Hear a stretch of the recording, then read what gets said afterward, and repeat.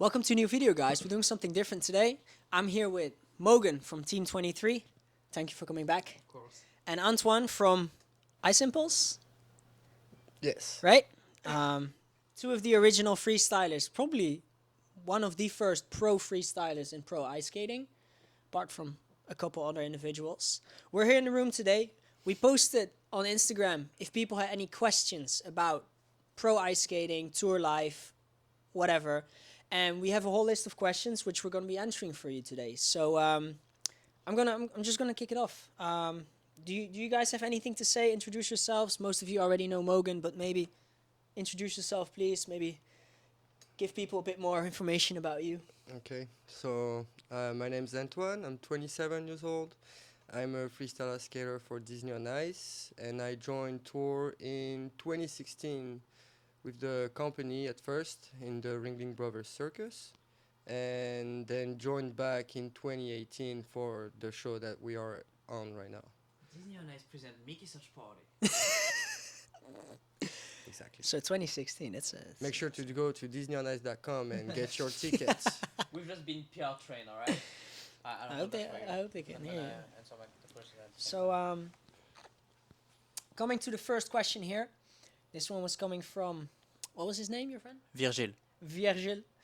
What did your job teach you about yourself? Alright, so I'm gonna start answering that question just by saying that, like you need to learn, you need to try at first. That's something that's really appealing, going on tour, living on the road and all, but it's not given to everyone. I would say that a lot of people, a lot of my friends back at home, they're like, wow, you live this amazing lifestyle and all, but it's really not given to anyone. So that's what I've learned, from being on tour, is that that's really something that fits me. That's really something that I want to do, that I enjoy on a daily basis, and something that I want to keep doing in the future. Antoine? Would you say being nomad? I didn't say that. No, but does that work? That works though. Because Nomadic lifestyle? because you're always traveling places to places. Yeah. I mean, that's what I'm saying. It's not given to anyone. Like some people don't like to travel that much. Some people want like to have a set family and friends Right. at home. Like working 9 to 5 is nice for them, and no, I respect that. It's about structure, I would say. A lot of people like structure and safety, and we don't really have structure here. There is some Also certain comfort zone as well, I think. yeah, a comfort zone, and some people, they need their own place without anybody around them to feel sane. Right. You're constantly surrounded with all these people here, so it's a different lifestyle. Yeah. But I feel like the group we have, like all of us, like we like to seek discomfort, and that's why we're here. Yeah, I agree on that. I don't think this is actually his name, but someone's asking here, how often do you get to go home? You can answer that question. I can answer that question. I haven't been a part of the company as long as they have, but the breaks so far have been from 4 to 8 weeks between the tours. This is because I've only experienced one contract so far. Right. So I'm letting you fill that up because you've experienced multiple contracts. So basically, yeah, you're about 8 to 9 months on tour a year. So basically, you can go home about, as you said, a month or two per year. Sometimes you have on overseas tour, you have some more breaks between the show weeks. So basically, if you go to Asia, it's gonna be a month of shows and then a month break, and then again 2 weeks of shows, 2 weeks of break.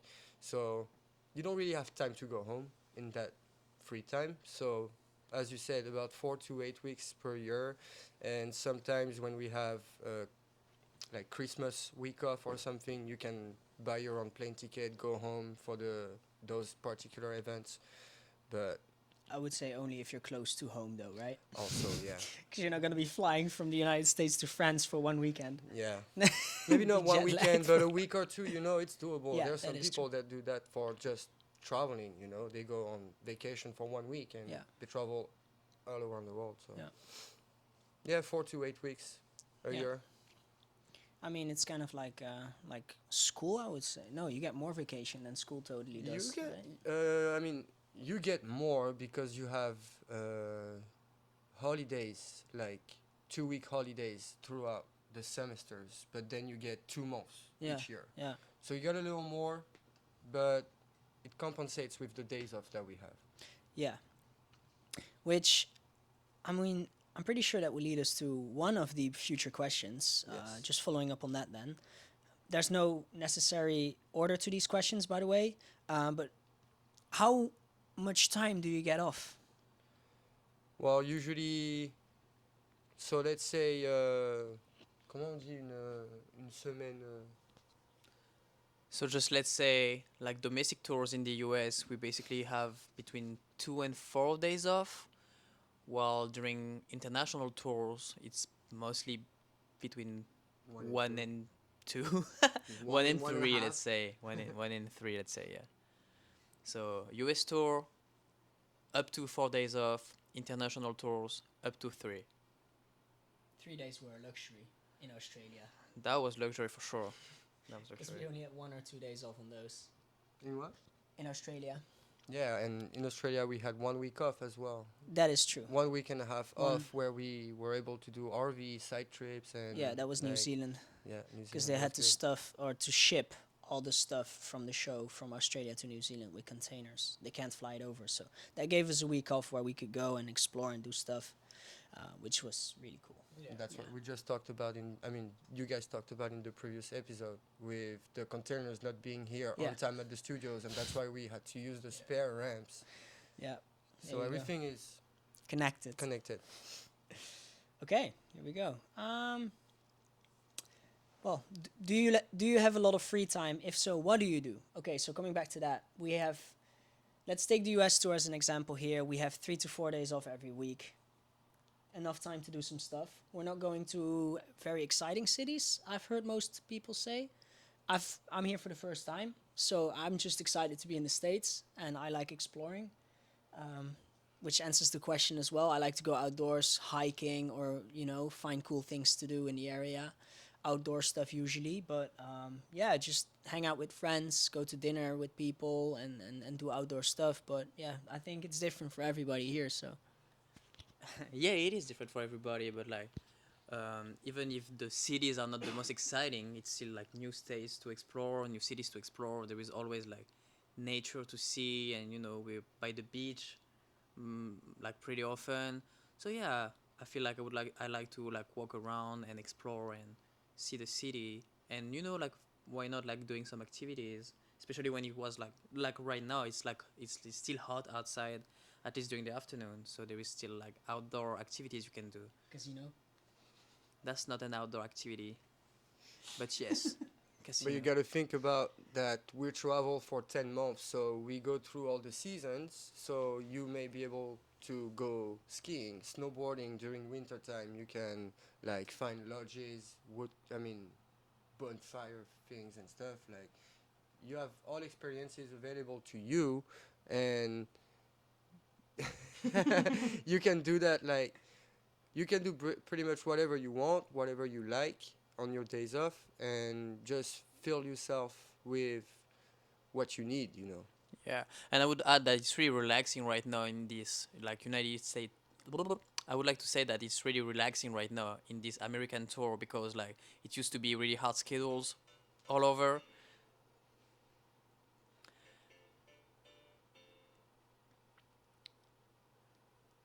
I would like to add that it's pretty relaxing right now during this American tour, because we've got a lot of days off compared to the international tours where the schedule was really hard, and like if you ask me the same questions like in Japan or something, I would just say, go out and sleep, because that was really hard.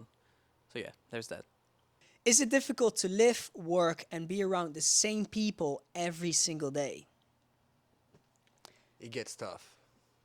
I have Yes, to of say. course, it gets tough, but that's also part of the job, I would say, Like, you need to stay in good term and good relationship with everyone, or even if you dislike someone, then they're still your co-workers. You can't affect your job because you're not in good term with someone.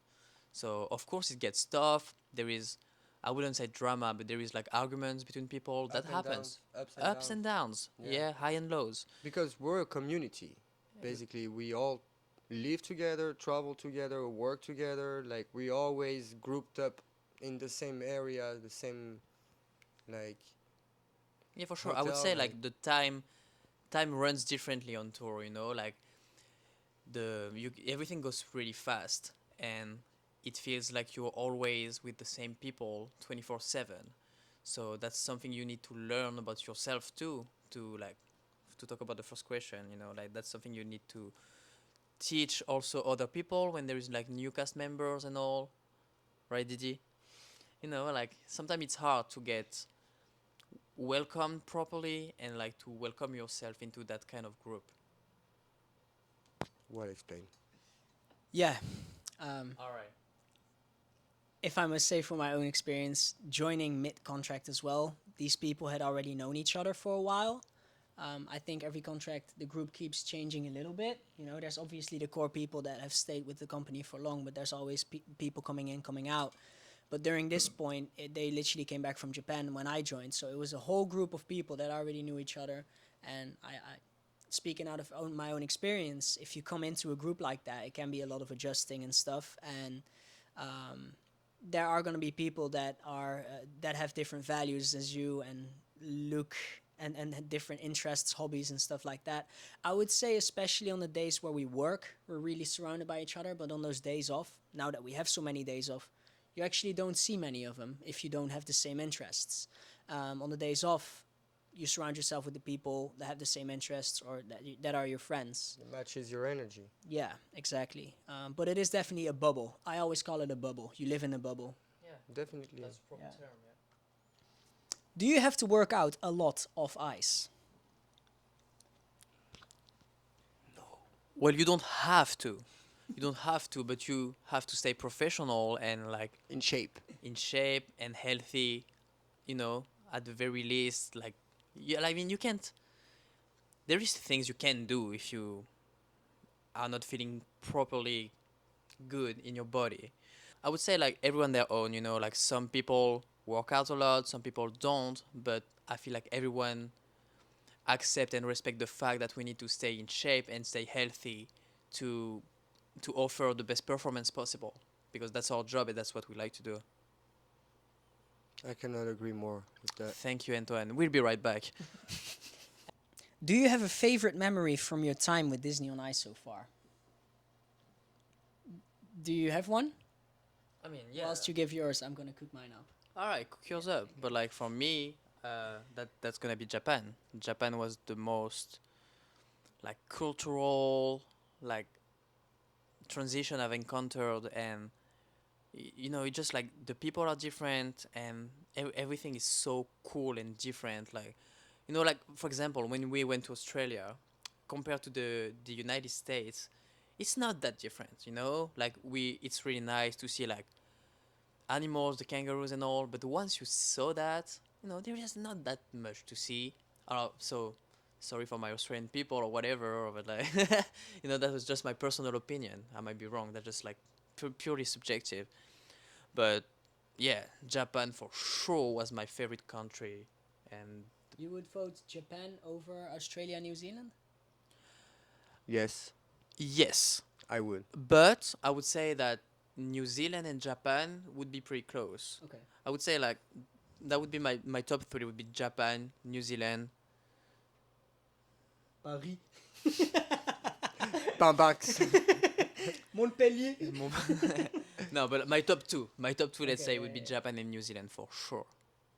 Sure. All right. Did you cook up something? Did you cook up anything? Oh yeah. Let Antoine. I would be. Antoine. Mine would be Japan as well. The mindsets that people have, the culture, the environment, the architecture, the shrines, the nature. Everything's just so different, and I don't know. It gives you some peace of mind, you know, once you're there. Like anywhere you go, the streets are clean. There's no trash outside, so you have to keep your trash and put it in a trash can inside a building, you know.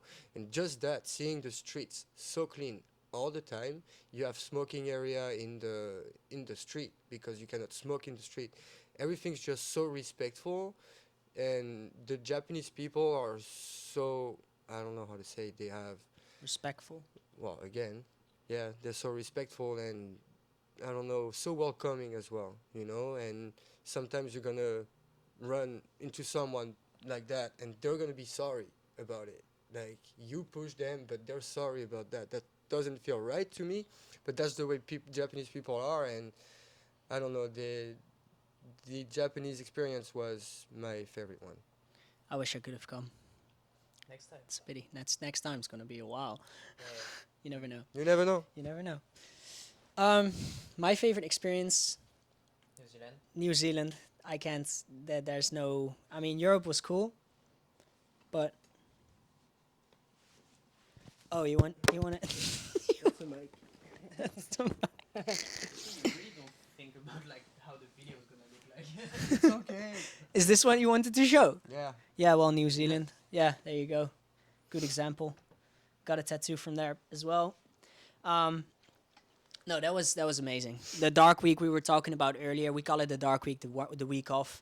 Most of us took an RV, went around the country, and New Zealand's known to be like up there, pretty like globally seen as one of the best countries to do traveling in and stuff like that. And this RV trip definitely had a big impact in my life, from skydiving to stargazing. And we did the stargazing in the cabin as well a week later, which was amazing. Lake Tekapo, it was called. Yes. That was amazing. Yeah, as soon as you've done something like that, it's like your standards get pushed up pretty high. So The Yeah. landscapes. the landscapes The were landscapes amazing. are just crazy. You Yeah. don't see that anywhere else. Should I say that again? Yes. The landscapes are really amazing. You don't see those in any other countries. It's just like amazing. I feel like there is footage like at the same time, right? Yes. All right. So look at that. I must say though, I've been to Iceland. You've never been to Iceland, right? It reminded me of Iceland a little bit. I understand. I understand because of the geysers maybe, and then the like the pools you can go in. Yeah, yeah. No, I get it. I get it. Yeah, the Yeah. mud pools, the mud spa, like crazy experience. Being covered in mud, but actually like I don't know. It felt nice. it felt really nice. Like it's so hard to explain. You feel one with nature. Kind of, yeah. You feel That's one way to nature. put it. Yeah. Oh, sure. We should go to Iceland though as a group. Alright. Grab a bunch of freestylers, go to Iceland in midwinter. Should we go? You want to go right now? Yeah. Let's Nah, go. It's not winter, bro. Okay, so completely off topic here now from what we were talking about earlier, but how do you mentally prepare for each performance? That's a good one. That's a good one. Do you want to start? Do How- you even prepare? I don't think I prepare mentally because I'm used to do what I'm doing. Like I'm not changing my track a lot. I have basically the same same track I've been doing this past few years. So I don't need to mentally prepare, I guess, but I'm always aware of what's gonna happen in the show because Even for Rams though. you have well, For- yeah, I do sometimes, but only when I plan to do a bigger trick. Alright. Like basically, if I do front flip at the end of the number, I'm gonna process it before the show. Then I'm not thinking about it until I have to go jump. But I don't really prepare mentally or get ready mentally to do a performance. So you see that makes a lot of sense. I would agree on that in the fact that in the sense that we've been doing like more over 1,000 shows and it's been the same, so we know what we're doing. So, but when there is, as you say, like something different, I'm not talking about a trick, but I'm talking more about like a new character or hosting, for example. You know, for me personally, to host, it was really a different experience.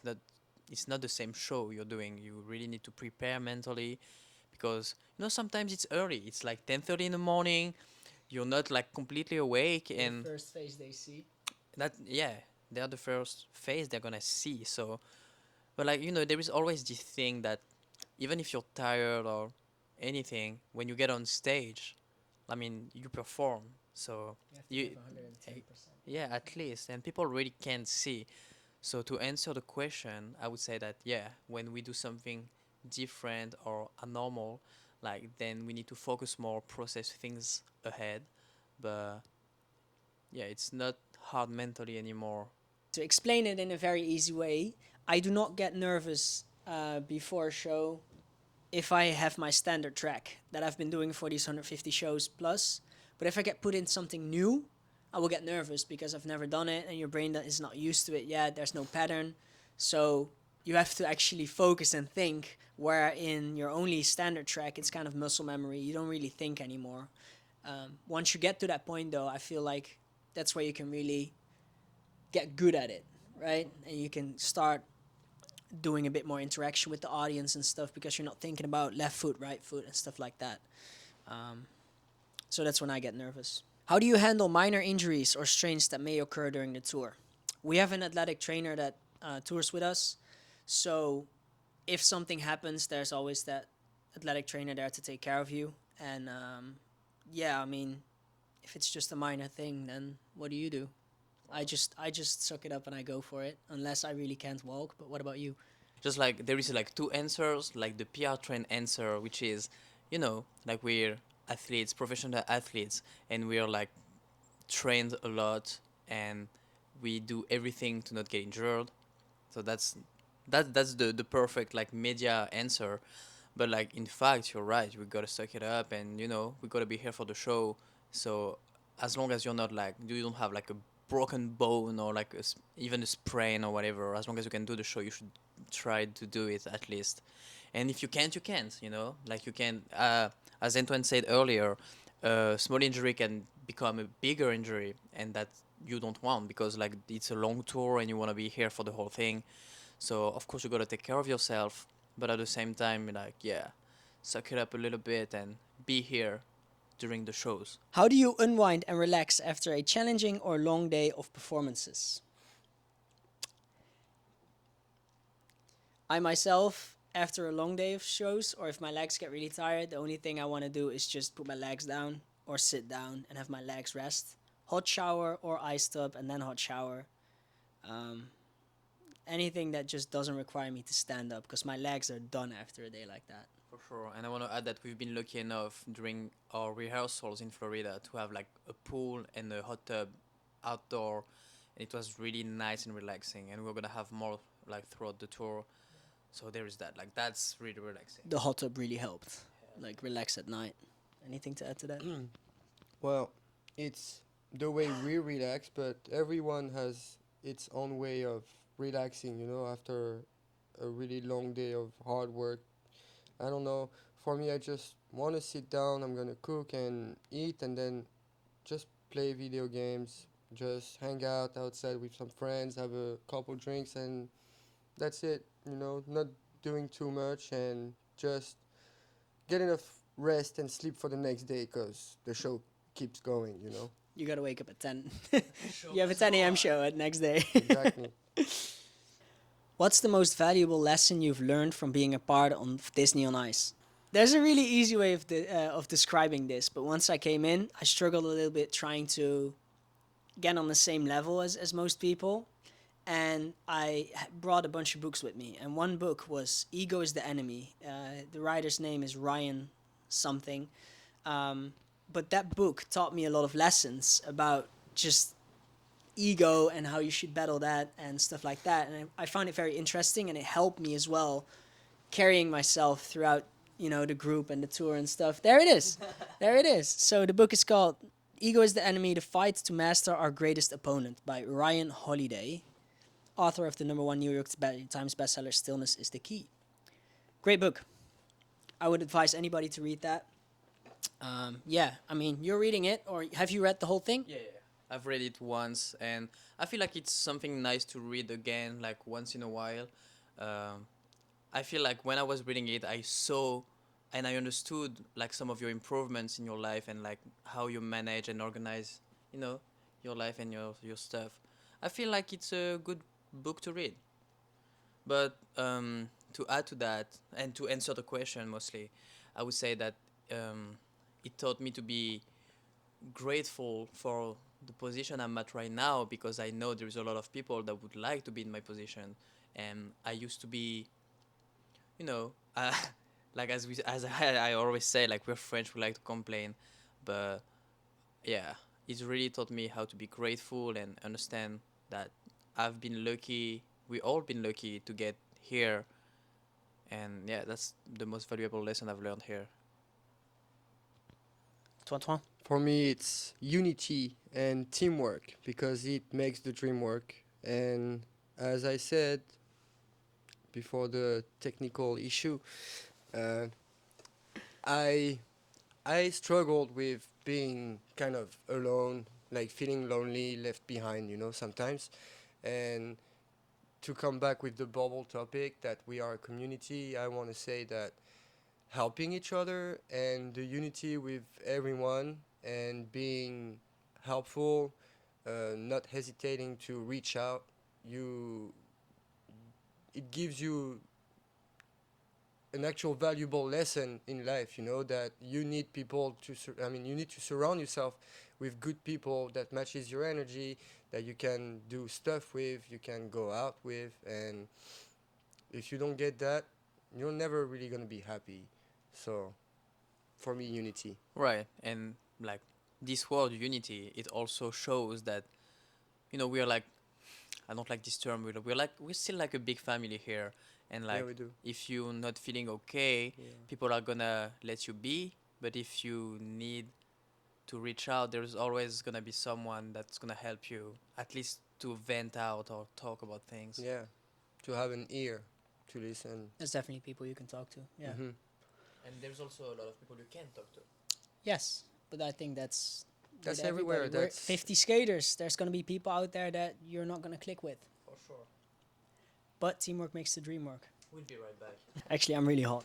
oh, that's the thing, Like, you may work with them, and you may not like or appreciate your co-workers in like the way they are, the way they live, what they do, but we're all together doing a show. So we have to be united. We have to be all together bringing the best performance for the audience. Right. It's like the small injuries. You gotta suck it up and give your Exactly. best to offer the best performance to people. Right. Right. How do you maintain your emotional and mental well-being while being away from home for an extended period? It gets tough because, okay, my first years, I feel like I didn't call my parents enough. And, that's something you need to think about when you're out of the country for so long. Parents get old and you call your parents. Everyone that's watching right now, call your parents.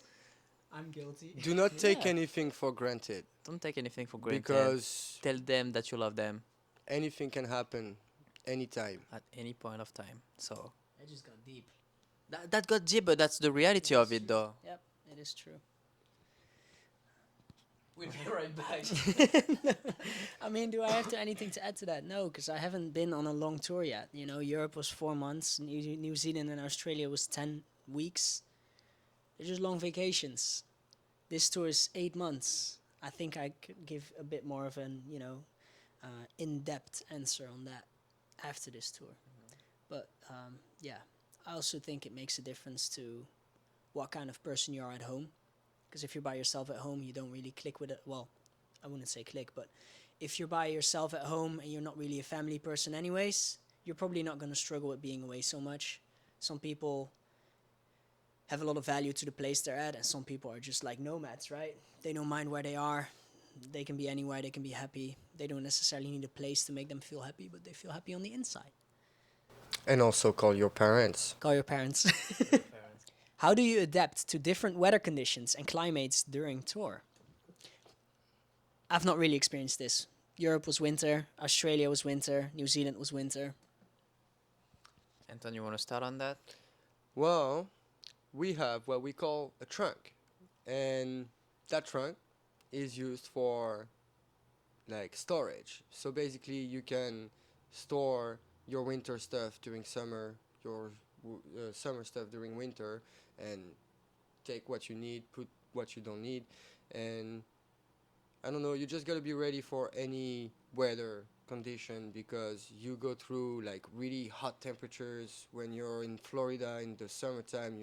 We have the rehearsals in the summer in July, August, so it gets really hot. So you need your swim shorts. You want to go to the beach. You want to go to the pool, stuff like that. and the tour starts, you're gonna be in Canada or like in like really cold temperature. You're in Chicago, Illinois, and it's minus 50 degrees. You know. Yeah, that's what I wanted to say because you say like, yeah, you gotta be prepared for everything. No one was prepared for those temperatures. Yes, that's the You thing. would go outside Now you know. and your nose hair would freeze. Yes, That's your eyebrows would that freeze. stuff was crazy. Yes, everything, like, yeah. Oh my God. Minus 15 or 50. Minus It was 50 37, minus 37 Celsius. Yeah, God. yeah, Yeah. like below 0 Celsius. Like the venue was like by the hotel. 5 minute walk, not even. 5 minutes, like three, I think it was. Yeah. And they got us a bus because it was too cold for us to go A outside. 1 minute ride bus. 1 minute bus ride because it was too cold. It was Yeah. really, really cold, man. You didn't want to The thing be is- out there. So it was minus 37, but like with the wind, it feels even colder. Yeah. And we were not ready. You wear at least 2, 3 pair of pants, 3 warm jackets, like Yeah, and beanie, back like goggles. when we were there in Chicago, that was the temperature were colder than in Antarctica at this point. Yes. Yeah, we could put up an article. Like, yeah, honestly, So yeah, I'll see we if I were can not find it. prepared, but now that we've experienced this, we know what's ahead of us, you know. So you're ready. You have winter stuff, you have summer stuff, and make it do what it do. Okay, so it sounds like I should go buy a winter jacket then, hey? Oh, you will need one for sure. Can you share a story about a fellow skater who has inspired or motivated you during the tour? Can we use previous tours as well? I think so. Like, I think we should because like at the very beginning of this podcast, you talked about us being like the OG freestylers, whatever. That's not entirely true. We are the first freestylers with Disney on Ice, but you know Julien Dullière. Yes. Shout out to Julien. For me, it was a big inspiration because I remember when I was growing up, like I was maybe like 14 or something, and I would see his like Axe commercial. Rexona, yeah. Rexona. My bad. Copyright. Yeah, his Rexona commercial, and that was something that really inspired me. And I was like, damn, I want to do a commercial one day. You know, and stuff like that. Did you already have one? Not like that. Not like that. Alex did. Alex Tepin, Alexandre Tepin. He's done like a big commercial for a car company in Sweden for a Chinese company. There was also Quinten that you know of Yeah. that I joined the circus with. He did a commercial for what's it called? It's a drink, Pepsi or Mountain Dew. That's Pepsi. Pepsi. But that was Yeah. David, Quentin, and Alex. So that was not in. That was Sweden. I thought it That was was Poland. Poland. Yeah, This one was Poland. yeah. I actually got asked for that one. Yeah, this one has never been released, I think. No, it was never released, but there was one that Corentin from United for a mini Austin, like a Mini Cooper. He jumped over the Mini with a ramp. Yeah, I remember I saw that. Yeah. Yeah. That's wild. That was inspiring, but he's not part of the like pro skating community, you know. So I think for me was the people I met on tour, and mostly my first performance director, Adam Loosely. He was a great help, Pretty a inspiring. great mentor, really inspiring, and I don't know, he's been through a lot. He was a performer himself and then worked his way up to be a performance director. He's now like building new shows, you know, so he's really someone that I look up to and that I know if I have any question about the job, I can go to him and Yeah, he'll at be any here to time. help. We could also mention Corey that was with us during the Europe tour. Yeah. You know, like he's been a performance director for like longer than I lived. Yes. You know, and before that he was like a performer. Like you guys got to know that a lot of like our staff, like really like high ranked staff, they've been performers before. Like they know what they do and they know what we do, you know. So I feel like all of those people have really like inspiring stories. Yeah, because they've been in our shoes. So they have a lot to teach us. True. Yeah. So you saying Adam actually that sparked something in my brain. My original answer would be CJ. Shout out to CJ, obviously. all these London boys actually, being in London and seeing the freestyle scene there. I had never heard of it before, never seen it before. The way these guys skate opened up a whole new world to me, and probably also to these guys. I mean, in it, Hala, hala. seeing someone do a double axel with hockey skates, that's just crazy, right? So he's on ships right now, top of the line freestyle ice skater. So there you go. Shout out to CJ. That's it. Hell yeah, Keep bro. doing what you do. But also Alex Allen, our current Yeah. performance director. You know, at least I had the privilege to skate with him, you know, during Europe, still as a skater. But he became our performance director now, and the way he just motivates us before every opening show, you know, that's give me chills every time. Yeah, you gotta add one of his speeches to your videos.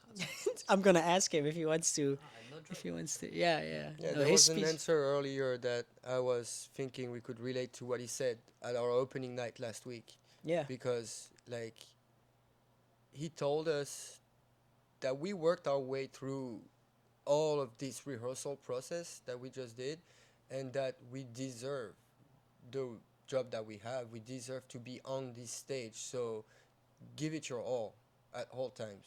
yeah. As we were saying, you always give it 100%. And he has so motivational speeches that it fills you up, you know. And You're ready to go you, at that You point. always have something coming at you, and you're good. Shout out to Alex. Hopefully, we'll get him on here one day. What's the most heartwarming or emotional moment you've experienced on tour? I feel like it's always emotional when there is like a long time performer that stops its career. You know, like we've seen many people that have been here for like a decade or so, at least, and when they stop, you know, it's always really special. Um, Talking about the show itself, it's always really heartwarming when you see like just smiles on people's faces. Honestly, you know, those kids that are just happy to see their favorite characters and all. Yeah, I'm really being honest. It sounds like a PR answer, but like, it's no, that's pretty sincere. So yeah, that's gonna be my answer. We'll be right back. What was the question? Heartwarming and. Heartwarming or emotional moment? So for me, basically, it's being recognized, and I got my ramp captain role in the show. So throughout those 5 years we've been working with Disney, I was helping a lot with all ramp stuff, also with the OG rampers, Alex and Maugan. Yeah, it's nice to add that. Yeah. Yeah. But yeah, basically, since day one, I've been asking if there was a ramp captain position, because we have a hierarchy, you know, line with our line captains and acro captains for all the acrobatic stuff, and ramps was not part of any, like, No. part of Category, the category of what the captains take care of. So being able to be recognized as ramp captain and also have some more responsibilities was the most heartwarming event that happened. I'm really glad it did happen, and I'm gonna do my best. You know, Yeah, you should. I'm Doing also great so I'm far. also like, how do you say, building that position. It's a brand new position that they Yeah. never had in the show before, and I still don't know what exactly I'm doing. You know, the expectations that they have, or like, I'm doing what I've been doing most of the past years, but there's always improvement. You know, so I'm gonna be looking out for more, to do more, reaching out to you guys, to your opinions, because only one set of eyes cannot see everything. You know, No, yeah. No, doing great so far. appreciate that. That's all I can say. Yeah. Merci again.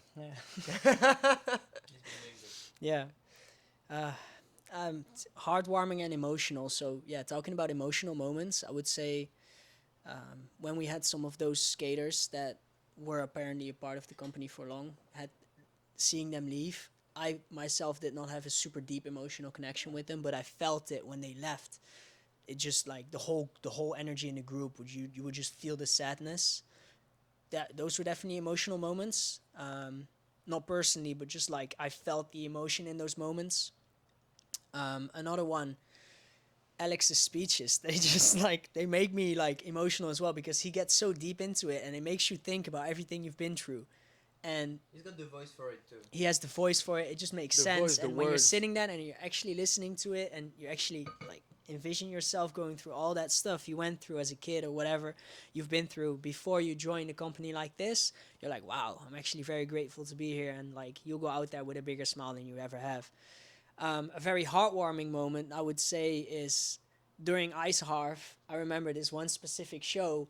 During our end bump, we go like this and we scream, woo! And there was a dad in the front line, or like front row, sitting there, and he looked at me and he just went, and he started clapping. And I looked at him, we had eye contact for a second. I just felt the energy. Like it was just, I still remember that. And it's a very specific moment. I don't think I'll ever forget that. It was just very powerful. I was skating with a character that's really famous in New Zealand specifically, and going with that character out there on stage on the ice and see and listen to the crowd just cheering so much for that specific character. That was really nice. That was really nice. And I can also add from my personal experience, my first time hosting was in Centre Bell, Montreal, in Canada, and that was my first show hosting. There was 11,000 people, I think. Then I was stressed, stressed as That's a lot of people. that was a lot of people. Yeah. You know, like most of the time, it doesn't do anything. You know, like as I was saying earlier, like if there is like 500 or 15,000, it's about the same. But when you start a new position, a new role, and there is that many people to please, basically, you know, and to entertain, that was something. Can you share a funny or memorable fan interaction you've had whilst on tour? I think you guys should talk about this super fan. I think you guys should talk about that because I don't really have one. The Japanese super fan. The Japanese super fan. Yeah. I think you guys should share something about that. I mean, yeah, of course. We can talk about more things, but yeah, this specific one. Unless you want to talk about ahead. her. You Alright. have more connections with her. It just no, I don't. Yes, you do. All right, it's just like when we played. She loves him. All right, it's just like when we played Japan. There was okay, so the crowd, the audience was really different there, because like everyone would just get there with their professional cameras, record the whole show. That's something you cannot do everywhere, and there is some people that has seen the show like 40, 50 times out of 100 shows we did there, and there is a smaller part of those people that came like overseas to keep like watching the show and see us and give us gifts and all. That's if she was not Japanese, that would have been a bit sketchy. I ain't gonna lie, but it is not. She's really sweet, and she's seen us in every countries we've played since Japan, which includes New Zealand. She came Australia, New Zealand. Australia and New Zealand, France, Spain. England? I think UK. she stopped in Spain. Yeah. But I know that in New Zealand, she gave me a picture album of me hosting in France, and she told me that she's gonna come back in America to give me the pictures from New Zealand. Wow. So yeah, that is a crazy story about like fans for sure. But also, she didn't give only Maugan a picture Oh, yeah, album. yeah, yeah. She gave me one. She gave Alex one. She gave a few other people album pictures, and she bought snacks and souvenirs and like. Oh yeah, it's really not about me. And I've got like another anecdote I want to talk about. Like you don't know about this one because that's where back when we had the pre-show pirate. Okay. So Mm. there was like live mic and everything. And I remember like stealing someone's food tray. And I remember Adam Loosely, our performance director at the time, was telling me like, all right, that was funny, but just once, because that tray is like $50. You know, like what if I drop it? What if, you know? This Japanese superfan basically came to the show and photographed every single one of them, right? Yeah. Yeah, that's Like every time every time she watches a show, she takes like between 4 and 5,000 pictures. Or you can go up. No, no, no, no, no. You can go up. Each show, 5,000. No, that's true. That's she posted the numbers before. Yeah? Yeah, I thought it was on like more 7,000, 8,000 Whoa. pictures per show. Oh my god. But it's still like anyway, that's like thousands. But like, yeah. That's crazy. That's insane. Yeah. And they have good pictures too. Yeah. They're really good pictures. We had an interesting fan interaction in New Zealand actually. Yes. When we were in Auckland, we went to this local ice rink with CJ and Antoine and I believe someone else joined. No, it was just the three of us. This was like a local Christmas rink next to a cinema outdoor. And the first time we were skating there, this lady comes up to us and she's like, "Hey, I love the show." And we just went, "Oh," because we were not wearing any Disney merch or anything. Like, and she just went, "Yeah, you guys are amazing." And we started talking a little bit about it, and she just goes, "Hey, what are you doing Friday? Do you want to come eat dinner at my place?" And your first reaction would be like, "This stranger is inviting me to their house. Like, that's a bit weird." But the fact that she was so warm and welcoming about it, we were like, "Seek discomfort. Let's do it." So we got invited to a barbecue, and we ended up eating dinner with this family. Her daughter was a skater too, and we just sat down at the table whole night, and we had amazing dinner. It was delicious. Yeah. Yeah, Oh my God, that dude. was a very memorable moment for me as well. What was it? That wasn't mashed potatoes, but they're potatoes. I gotta mention it. Those I ribs have as to well. mention it. I give too many details, I know. But, no. The potatoes were insane. Shout out to the potatoes. No, but- What's up? How was the meat cooked? The meat, how it was cooked. Very, very good. Tender, medium, Just, rare. yeah, Like, it was really good. amazing. Right. What did you guys have appetizers, dessert? Yes, there was nachos with hummus and Yeah, what do you call it? guacamole as well. Guacamole, Yeah. yeah. No, actually, very really welcomed there. That was And I had an cool. experience like that before. On my first year in 2016 with the circus, we went to a Sky Zone trampoline park, and the Uber driver starts talking and like try to get informations about us. Hey, group of young people, what are you guys doing? So we tell her, and she says, "Hey, how long do you stay there?" Well, about 2 hour session of jumping, and she's like, "Okay, don't call an Uber back. I'll be right back in 2 hours, and I'll pick you up, guys, and I'll bring you to my house. I'll make dinner for you." So 2 hours after jumping, we're all sweaty, and she just picked us up in her car. Did you trust it? We were like, just like you said, seek discomfort. discomfort, Yeah, see where it and goes. we just went for it. And so that lady invited us into her $1 million house, really, really bougie and fancy. Made a whole dinner for the three of us, and that was one of my amazing and like most amazing experience I've had with fans, basically. What's your favorite part of being on tour? For me, it's the traveling and doing what I love and getting paid for it. And yeah, it's just to sum it up easily that way. Yeah, I feel like we can all like sum it up like really fast. We You can know, all relate to travel that, yeah. and skating for a living. Yeah, Can't complain. yeah, I can't complain. Yeah, Also, the thing that you have to mention is that most people, they chose to skate. So this is what they like to do, what they love to do. You don't wake up and be like, "Oh, I don't want to go to work," you know? No, you actually wake up with a smile on your face, basically, and you're just ready to go perform, and then you get paid to travel, basically. You go out on your days off, and you get, well, you're spending, of course, but you get money to do that. So it's quite the privilege, privilege. If you think about it like this, we went to Australia, New Zealand. You've been to Japan. These American people have been to Europe. Those flights, if you pay them by yourself, that's expensive. They sort everything for us. Like True. that's a big privilege, you know. Yeah, that's good one. How do you deal with the physical demands of being on tour and performing regularly? So, kind of coming back to the fact that what we do to relax. We try to. I personally try to use my time off show to relax. Sometimes I work out as well, but depends on how busy you are during that day. yeah, you have to make sure you stay in shape. Coming back to that other question as well about working out, if you feel like you're not strong enough for a certain element in the show, I think you should work on that, and then make sure you're fit enough to at least do your tracks in the show. And if you're ambitious enough, also doing other stuff. But yeah, it can be tough sometimes. I've noticed now, being a core ramper, like 3 times a day, my legs feel like noodles after that third jump a little bit. And we only have 3 shows, like a 3 show day a week. Yeah, You know, it's like not that busy. yeah. Have you ever done a 12 pack before? Like 4 days. In Brisbane. Right, right. That's true. That's true. Yeah.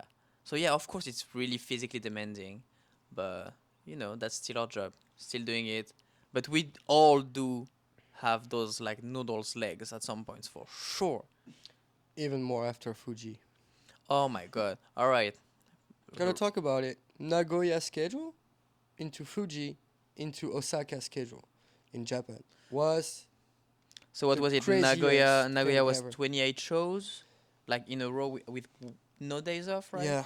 No, yeah, 28. That was 28 shows. Like it was probably 2 shows a day, something like that, With 2 shows a day with a 9 pack at the end. with a 9 pack at the end. Then 1 day off. Then another like 2 shows a day for like over a week. And during that specific day off, the only one we had for like a month, what we do? We climbed Mount Fuji. Like Overnight. overnight.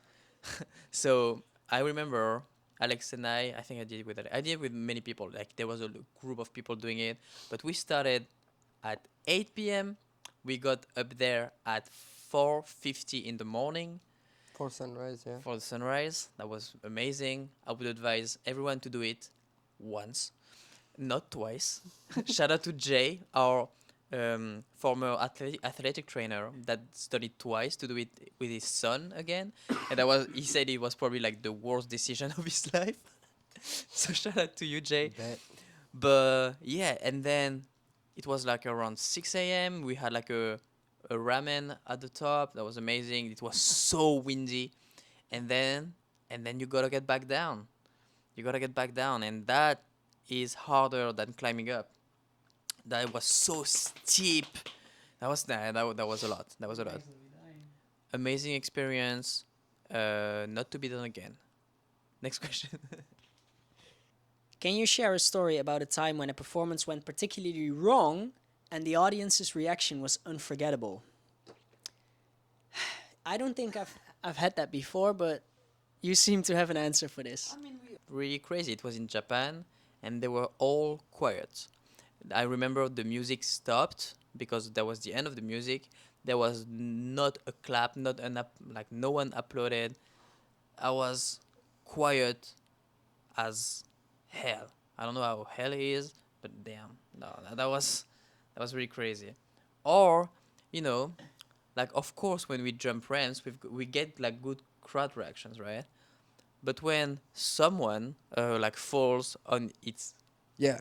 Going in Mexico in a short ice, and you try a trick you landed once on training day, going from one ramp to the other, crossing, and doing a 360 at the same time, and you fall and land on your head, and the whole crowd does not applaud.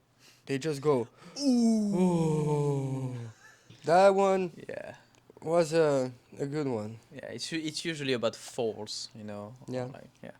Oh boy. Can you describe the feeling of being a part of a global phenomenon like Disney on Ice? Bro, no, man, you gotta experience it to actually like understand it. I think, as we mentioned before, you feel and you learn to be grateful because you work for a big company that allows you to travel, entertain, and bring smiles to people, bring joy to them. And you should really be grateful for that, happy that you can provide something to others. That's it. I agree. Yeah. Can you describe the adrenaline rush you feel before stepping onto the ice for a show? Sorry, again, it's hard to describe, but that's a good feeling. What could you compare that with? Like, You know, like I would say, like no skydiving. Maybe some of you guys did skydiving but didn't like do shows before, and like that's such like a big adrenaline rush at one point. It's just great, you know. It's just enjoyment, fulfillness. It depends what you do in the show, in my opinion. I think all these people that do a solo, where all the eyes are on them, they must have a specific adrenaline rush that ensemble skaters or group number skating people don't necessarily feel because they're not out there by themselves. Me personally, still before every ramps, take a couple deep breaths, and I go out. I'm like, this is happening right now. Yeah, me too. Okay, yeah, I don't know because you've been doing it for such a long time. It's pretty new to me. That gets my adrenaline going, and especially, and I'm going very specific right now for the first jump. When the ramps have been set, Antoine and Alex go down, and the audience during that first jump, they go crazy. They go absolutely crazy. And then the bar is already set pretty high, and then sometimes the jump doesn't look that good. But, you know. Here's footage of I want to bounce on that though, because I feel what you're saying. I've been doing the shows for many more years, you know, but now that you're in the core team, you join up on the stage right deck with me, and always his sentence is, "Are you ready?" I am ready.